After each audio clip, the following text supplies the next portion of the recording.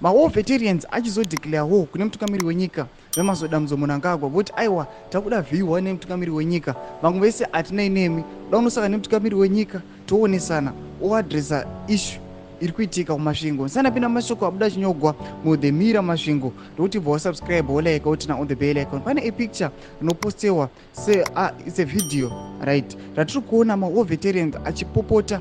Tiri kuona majournalist eThe Mirror masvingo anouya achirekodha.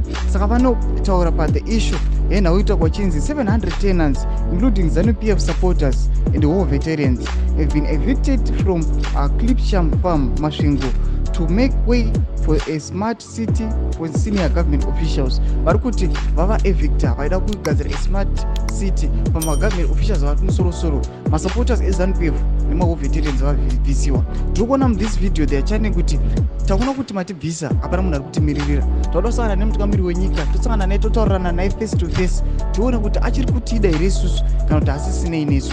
Vanoendera mberi vachitaura mashoko ekuti ndokuti mutungamiri wenyika aadrese maissues ezvinhu zviri kuitika izvi, achizivi kuti ndiED Mnangagwa ari kuzviziva here zviri kuitika kuti ndiye avatuma, is he aware of these things zviri kuitika kana kuti vanhu zvavo vari kuda kuti saboteja.